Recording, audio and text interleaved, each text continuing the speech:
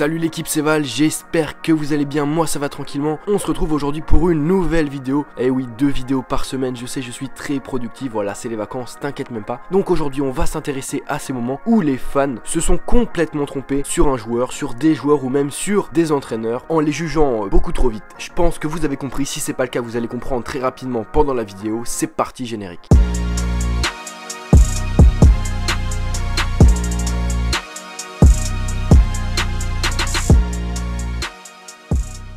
On commence tout de suite avec le transfert de Marcos Alonso et David Luiz à Chelsea.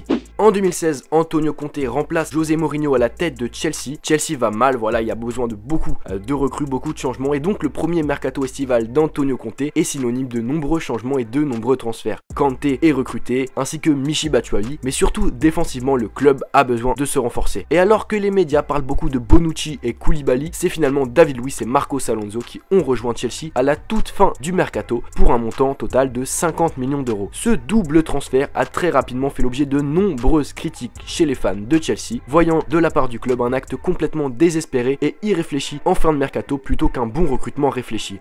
En effet, alors que David Luiz avait quitté Chelsea 2 ans auparavant pour rejoindre le PSG où il n'a pas vraiment brillé, Marcos Alonso, lui, n'avait évolué en première ligue qu'avec Bolton et avec Sunderland, voilà 2 petites équipes. Il n'avait d'ailleurs jamais remporté de titre et n'avait aucune sélection avec l'équipe espagnole. Après 8 journées plutôt compliquées qui semblaient confirmer le fait que ces 2 nouveaux joueurs n'étaient pas exceptionnels, Conte a décidé de modifier sa composition en passant à un 3-4-3 parfaitement conçu pour maximiser ses talents défensifs. Enchaînant 13 victoires consécutives et égalisant ainsi le record en première ligue, les Blues ont largement remporté le championnat cette saison-là avec 93 points au compteur, soit le 2e meilleur total de points en une saison dans le championnat anglais. Et la défense a été un élément clé dans la conquête de ce titre, concédant seulement 33 buts en 38 rencontres. David Luiz a d'ailleurs été nommé dans l'équipe de l'année alors qu'Alonso a fini la saison avec 6 buts en première ligue, soit plus que son coéquipier Cesc Fabregas. Plutôt pas mal pour 2 recrues largement critiquées à leur arrivée. On enchaîne tout de suite avec le Brésilien Paulinho. En 2013, après le départ au Real Madrid de Gareth Bale, Tottenham décide de recruter le Brésilien Paulinho pour un montant de 20 millions d'euros, soit à l'époque le 3e plus gros transfert pour les Spurs. Ainsi, de grands espoirs sont fondés sur l'ailier de 25 ans. Et clairement, c'est justifié quand on voit l'importance qu'avait le joueur dans son ancien club brésilien, qui l'a mené jusqu'à la Coupe du Monde des clubs, après avoir remporté la Copa Libertadores, sorte de Ligue des Champions en Amérique du Sud. Cependant, malgré un but tous les 5 matchs lors de sa première saison, Paulinho est très critiqué en Angleterre, notamment à cause de son repli défensif beaucoup trop rare pour les supporters. Tottenham a ainsi encaissé 51 buts en 38 matchs lors de la première saison de Paulinho à Tottenham, et ce en grande partie selon les fans des Spurs à cause du Brésilien qui ne se replaçait pas assez à leur goût. Peu utilisé lors de sa 2e saison, il est vendu en Chine au Guangzhou Evergrande pour 14 millions d'euros en 2015. Et 2 ans plus tard, Paulinho est élu par les fans de Tottenham pire recrue de toute l'histoire du club. Le truc qui fait pas trop plaisir quoi. Cependant, Paulinho a véritablement explosé dans le championnat chinois, remportant 6 trophées en seulement 3 ans et participant même à la Coupe du Monde des clubs. Toutes ces bonnes performances ont attiré l'œil du grand FC Barcelone qui, en 2017, a dépensé près de 40 millions d'euros, soit 2 fois plus que ce qu'avait dépensé Tottenham à l'époque, pour s'attacher les services du Brésilien. Moqué au départ par les supporters du FC Barcelone, on se rappelle le jour de son arrivée, le Barça avait déclaré qu'un seul maillot floqué à son nom avait été vendu, c'était assez dur pour lui, tout le monde se moquait de lui. Pourtant, depuis, il a su s'imposer dans l'équipe barcelonaise. Il a marqué depuis le début de la saison quasiment un but tous les 2 matchs. Il est largement titulaire. Il a même retrouvé une place avec la Seleção. Une belle revanche sur les supporters de Tottenham, également sur les supporters du FC Barcelone. On continue avec le remplacement de Tim Sherwood par Pochettino à la tête de Tottenham, et là encore les fans se sont complètement trompés. En décembre 2013, après 1 an et demi en tant qu'entraîneur de Tottenham, André Villas-Boas est renvoyé pour cause de très mauvais résultats, Tottenham se trouvant alors à la 8e place en championnat et surtout venant d'encaisser une défaite 5-0 à domicile face à Liverpool. C'est dans ce contexte que Tim Sherwood arrive sur le banc des Spurs avec pour objectif de faire remonter au classement Tottenham dans la 2e partie de saison. Et cette 2e partie de saison a sûrement été l'une des plus chanceuses pour Tottenham, même si personne ne l'a vraiment remarqué puisque le club est arrivé au final 6e. Quand je dis que le club a été chanceux d'arriver 6e, c'est par rapport au choix tactique de Tim Sherwood, donc l'entraîneur de Tottenham, des choix complètement farfelus. En effet, Kyle Walker, donc qui est un des meilleurs défenseurs qu'on connaît, voilà, qui a été recruté la saison dernière par City, qui est très chaud, était aligné à Tottenham à cette époque époque là comme numéro 10, voilà, on sait pas pourquoi Sherwood avait décidé de le mettre numéro 10. Il avait décidé de mettre en milieu défensif Nasser Chadli et Christian Eriksen et Aaron Lennon carrément sur le banc.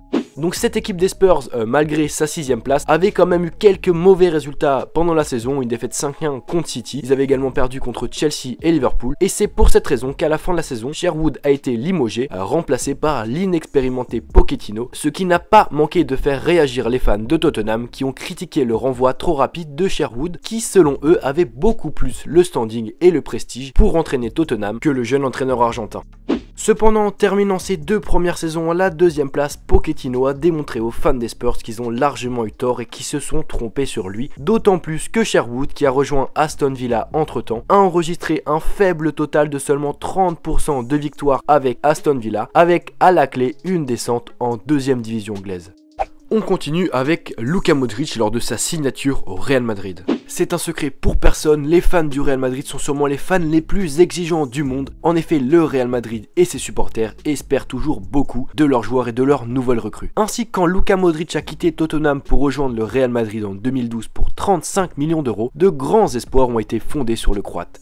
Cependant, Modric a mis du temps à s'acclimater à l'Espagne et à sa météo, et José Mourinho a préféré aligner lors de la première partie de saison au milieu de terrain Khedira et Alonso, Modric n'apparaissant que 8 fois lors de la première partie de saison. Ce début de saison difficile pour Modric lui valut d'être élu à la mi-saison, pire transfert de la saison en Liga, par plus de 50% des supporters espagnols votant, dépassant le nouveau Barcelonais Alexander Song. Ainsi, de nombreux fans du Real Madrid se sont demandé pourquoi le Real avait mis de l'argent sur Modric, tant son niveau lors de sa première saison était faible. En effet, avec 3 passes D et 3 buts en 33 matchs, la première saison de Modric au Real a été loin d'être galactique.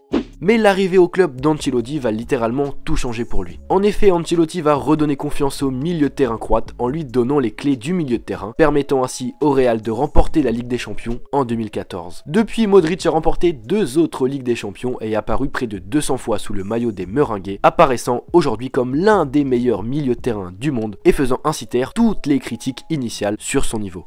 On passe maintenant au cas du transfert de Kaka à Manchester City. En 2009, il apparaissait certain que Kaka allait devenir le plus gros transfert de l'histoire. Le Brésilien, vainqueur de la Ligue des Champions, de la Coupe du Monde des clubs et Ballon d'Or 2 ans auparavant, était ainsi en phase d'être transféré à Manchester City, tout récemment racheté par Cheikh Mansour, qui était prêt à tout pour faire du club mancunien le meilleur d'Europe. Après avoir recruté Robinho et compagnie, Manchester City aurait formulé une offre de près de 100 millions d'euros pour s'adjuger les services de Kaka, avec un salaire avoisinant les 500 000 euros par semaine. À cette époque, le Milan AC était endetté et les dirigeants du club avaient admis que s'il recevait une offre intéressante, il serait dans l'obligation de l'accepter. C'est dans ce contexte qu'un supporter de Manchester City, tellement confiant quant à l'arrivée de la star brésilienne dans son équipe, a fait ce tatouage sur son torse. Malheureusement, la date limite des transferts est arrivée sans que la star brésilienne n'ait rejoint le club. Kaka signera finalement ensuite au Real Madrid, tandis que Robinho quittera finalement le club après seulement 2 saisons passées.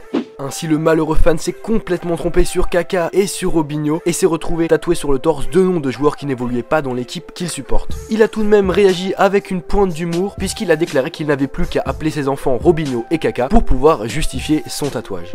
Enfin, on termine avec le transfert de Luis Enrique du Real Madrid au FC Barcelone. En 1996, la star du Real Madrid, Luis Enrique, décide de quitter le club et signe chez l'ennemi juré, le FC Barcelone. Ce transfert est décrié partout en Espagne et notamment par les fans des 2 équipes, à tel point que Luis Enrique, à son arrivée à Barcelone, est autant détesté par les supporters madrilènes qui l'a trahi que par les supporters barcelonais qui détestent le joueur madrilène. Cependant, par ses performances très solides et 7 titres remportés en 3 saisons, Luis Enrique a peu à peu gagné le respect des supporters catalans, devenant même capitaine de l'équipe et prouvant sa loyauté en restant jusqu'à la fin de sa carrière au Barça.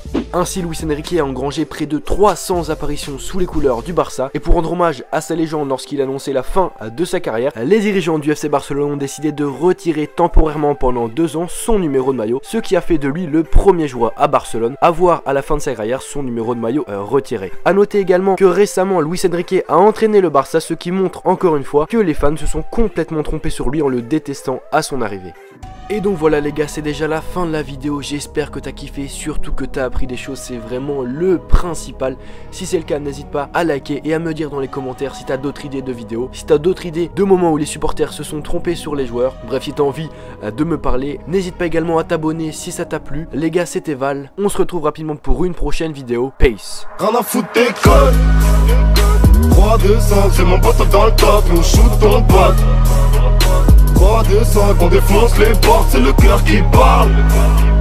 3, 2, 5, réinvente les codes, codéine dans le bar. Retiens bien nos têtes, retiens bien nos gueules, retiens bien notre âge. 1, 3, 2, 5 dans le game et tout commence là. 2, 3, 2, 5, t'aimes pas la mort t'emportera.